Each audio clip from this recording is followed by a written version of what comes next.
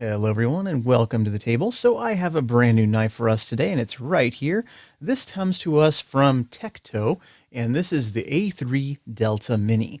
And so this is one of TEKTO's takes on the California legal automatic knife. And this isn't their first foray into California legal autos because we have the A2 Badger right here as well as the Spry Mini right here. So these are both out the front autos, as you can tell. And these are California legal with that blade that is less than 2 inches in overall length. So what this is, though, is TEKTO's first shot at an out the side opener. So, of course, it uses a button lock action. Pressing the button opens the blade. And so this one, I think, brings some really cool stuff to the market, but I'm going to make some comparisons between this knife and some other automatic knives that are California legal and see if this one is a good fit for your rotation. But let's check out the A3 Delta Mini right here. So as you can see, we do have a small California legal blade right here, and we'll get more to that in a minute. But of course, the really star of the show here, the feature that I think most of us are probably looking out for is our handle, because our handle is actually a nice full-sized handle. So it's not a tiny mini knife. This is meant to be used, it's meant to be carried, and it has a lot of features that automatic knives, full-size automatic knives, do have. So we have G10 handles right here, and this is the Tan G10 variant, so Desert Tan G10. And you'll notice on this side we do have a safety, so we can lock the button open or closed, and so that's always a nice feature to have.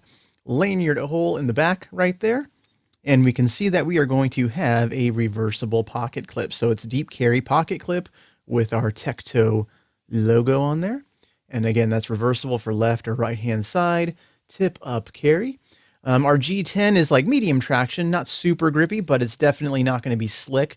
And that's going to be great coming into our summer months where you're going to have sweaty, wet hands sometimes. I think you're going to be able to get a good grip with this nice finger swell right here, as well as that nice grippy G10. Our back spacer as well. You can see that right here. It looks like it's aluminum, and we do have an actual little glass breaker there on the end. And this is very subdued. You almost don't even notice that it's there. So it's very easy to carry and forget that you even have it there. But God forbid you ever need one. We do have the glass breaker here on the end of the handle. So you can definitely see that right there on the butt of the handle there. But let's take a look at the blade, of course. We have a black coated blade here, D2 steel, as you can see clearly marked on this knife, and our TEKTO logo on the blade. So that's definitely what we are looking at here. A little bit of jimping on the blade as well. So we have some where your thumb would rest, but we also have a little bit of run of it near the tip. So if you want to do some more, detailed work with your finger pushing into a cut, we can always accommodate that as well.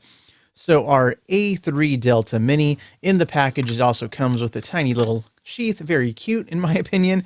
Maybe not the most practical thing to carry around with you, but I do like to see the care put into the packaging. So great gifting idea.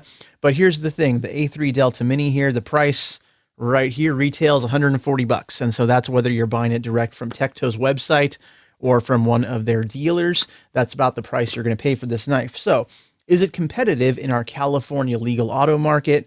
We're going to find that out right now. So we'll make some comparisons, but tell me your thoughts in the comments below. What do you think about this knife? First impressions.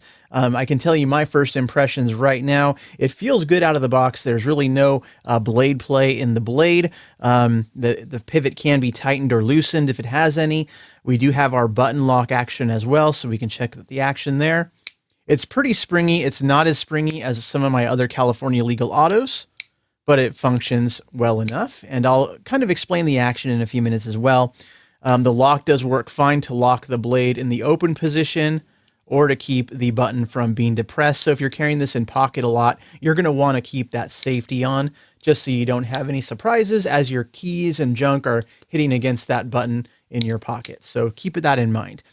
The deep carry pocket clip carries perfectly fine. There's a little bit of an issue towards the last, maybe centimeter of getting your pants fully seated in there, but I don't think that's really a major concern. The D2 blade came sharp enough out of the box, so no real issues with that. But really the main question I'm asking in this video is whether it's worth your 140 bucks. Because there are a lot of competitive options in this price range in the California legal world. So I have a couple of them on the table. So let's take a look at them right now. right here we have the Kershaw. This is the Kershaw Launch 12. And I chose this one to compare because this one also has a slightly longer handle size. So side by side, we can see they're slightly comparable in overall size. We also do have from Hogue. This is the Hogue Micro Switch. So again, another button lock action with a lock mechanism on there. So there we go. This particular is the Wharncliffe blade, but they make it in a drop point as well. Putting those again side by side, we can see what I'm choosing today for comparison are autos with longer handles, but the California legal blade. Kind of a rarity in this market, but I have quite a few of them to show you. So we also have the Buck. This is the Mini Deploy, Buck 839. And we can see, again, slightly larger handle, nice stubby squat blade on this automatic, aluminum handles again, and that's right there. So our Buck Mini Deploy. And one more for kicks, we have something from ProTek right here. This is the ProTek Half-Breed. And so ProTek is admittedly a bit higher end with all the materials and such. So we have aluminum and carbon fiber, S35VN. But again, in terms of overall size, we can see, again, these are all very comparable to one another in size, if not weight. So out of everything here on the table, what are our options? Because we know, again, the Delta Mini right here, $140. So let's go ahead and place these in order of price. So coming in at about $100, we have the Kershaw Launch 12 California Edition right here. So about $100 for that knife at most retailers at this point in the game. For about $125, $130, we're going to have the Buck Mini Deploy. So that goes right there. Coming up next, right in the middle of the pack, is going to be our Delta Mini at $140. And then slightly above the TEKTO, we have our Hogue. And this one's coming in around $150 for this particular variant of the knife. And of course, in the more exotic territory, about $200+ you're going to get your ProTek Half-Breed. And of course, finding one in stock is going to be the challenge with this knife. So really, we have the price from low to high. And what's going to be the difference between all these knives? So, made in the USA, made in the USA, made in the USA, and made in the USA. Our TEKTO is going to be made overseas, so made in China. So it says designed, tested, and assembled in the USA from imported and local parts. So we'll just say it's made overseas. So G10, D2, overseas knife versus USA made options for a very similar price point. So think about that when you're making your purchases. That being said, there are also some issues I will discuss, and I don't mean to be overly negative in this video, but I like to make honest and valid comparisons here. So no paid advertisement here. So let's take a look at one vital part of these knives, and that is the button lock, because all of these side openers use a button lock to actuate the mechanism. And we have a slight issue with the TEKTO compared to our other buddies on the table right here. So let's check it out. So again, we know it's a button action. You press the button, knife deploys. Two issues. So big issue number one, to me at least, and of course, call this nitpicking in the comments if you think it is. But what we have right here is our button, and you can see the button is very proud of the handle. It protrudes quite a bit. And so a button lock action on an automatic should do one thing. It should not accidentally open in your pocket. And so none of the other knives on this table will likely have an issue with this. So let me explain. Let's put these knives face down, as you see right here. And so one of my tests I perform, let's push down on these knives on the table. Let's see if they open. And now some of them have locks, some of them don't, but let's just leave them all unlocked for the sake of this test. So here's our Kershaw Launch 12. Let's just press it down on the table. And mind you, this material here is very soft and giving. It's a mouse pad. So this is very forgiving for this test. So you press down on the knife, and no matter how hard you press down, that blade does not open because the button is recessed into the handle. Very safe. So the Launch 12 passes with flying colors. Our Buck Mini Deploy, again, we can see the button is recessed in the handle, and no matter really how hard I press on this knife on the table, that blade does not open, so it passes the test. Our Hogue micro switch, again, it's not totally recessed, but let's see how it does. So right here, I'm pressing down, moving it around on the table. I felt it click a little bit, but it did not deploy the blade.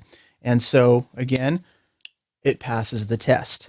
And of course, our ProTek, we can see it's a little bit recessed into the handle, but let's just go for it.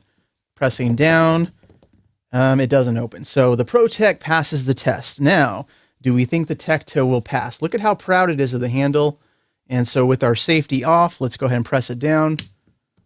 it didn't pass. And I knew that ahead of time, obviously. That's why we're doing this. But if you're going to carry this knife in your pocket, you want to make sure to use that included safety, because if your keys jangle against it, your cell phone rubs up against it, you're going to be having a very sharp and painful day in your pockets. So just be careful with that. Is that a fatal flaw? No, not really, especially because this knife does have the safety, because that safety's on. Obviously, it can't open. But having the safety there is a nice feature to have, but it's an extra step before you can open and use the knife. So just keep that in mind. Second test. So test number 1, valid complaint in my opinion. You tell me what you think. Test number 2, maybe not quite as valid. So one of the things I like to look at for all these automatic knives is the strength of the spring. So my test for autos, I don't think anyone else does this. This is me, but I'm going to show you what I do.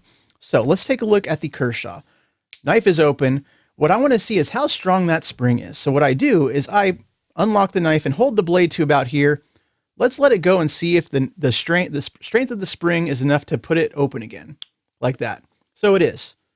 So blade's half open, let go of it, blade opens just fine. So this is a pretty strong spring in this action here.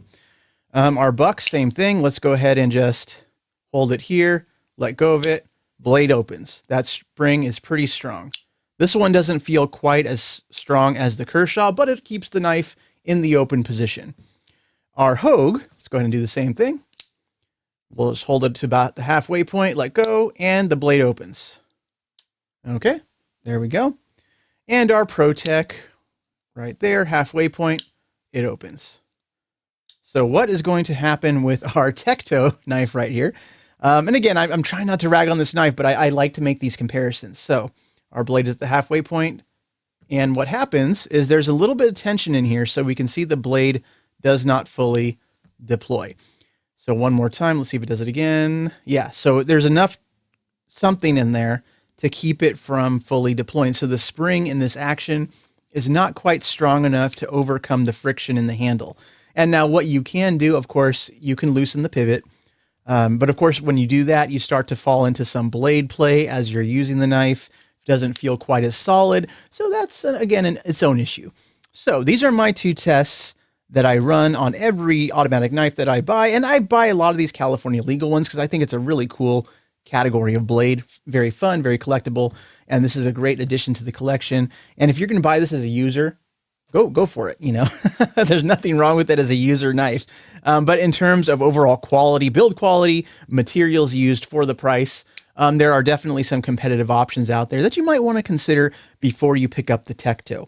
But that being said, it's not all negative. The actual design is beautiful. I love the drop point blade, the materials in the G10. It feels very workmanlike, very usable in hand. And again, what I'm doing is I nitpick these designs like crazy. But if you're just a user, you want to go enjoy this knife, go enjoy the heck out of your Delta Mini. It looks awesome. It's going to work just fine as a totally functional and usable blade. And if you actually don't mind the smaller handles on these little autos, by all means, these out the fronts they do are excellent. So our little Spry Mini right here with the drop point blade, and this one's S35VN, so that's a good steal there. And if you can't quite afford that, we have the A2 Badger, and our Badger's more D2 steel, but you can check out that action. Beautiful. So these out the fronts are excellent knives. Our first out the side auto, not quite there in comparison to our US made competitive options right here. But I feel like, you know, when I buy a knife, I know I'm going to like it, of course, but I like to compare things and tell you all about it out there in internet land. And before we're done, I think there's actually a slight third issue with this knife. And again, I'm going to mention it for those of you out there considering this one. And so let's go ahead and make some space here on the table. And so let's go ahead and check out the specs. So the weight of this knife, it's not overly heavy or anything, but let's go ahead and check it out. So this knife is coming in at 2.6 ounces. So the weight, completely acceptable, nice and lightweight G10 handles. So very lightweight in hand. But then the issue kind of comes in when we look at the length of the knife. So let's go ahead and look at the overall length of the Delta Mini here. So we can see our overall length of this knife is about 6.5 inches or 6.25 inches. And so no issue with that. I like a full-size handle on these little knives. But let's take a look at the blade length, because of course that blade length should be less than 2 inches, right? 1.9 inches. Now tell me if I'm measuring this wrong. So let's go from about tip there to the edge, to the end of the edge. How long is this blade?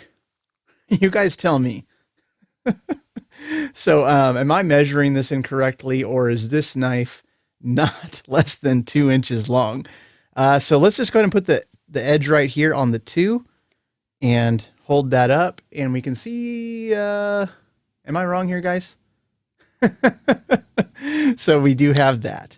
So interesting design choice there. Not sure if that's intentional, a flub, or please tell me I'm measuring these things wrong. But yeah, either way, that's kind of what I'm thinking about this knife. And again, not meant to be negative, but want to share my thoughts and opinions with you. All valid in my opinion, but tell me what you think in the comments below. But I hope you found this video enlightening, and please do have a nice day. See you later.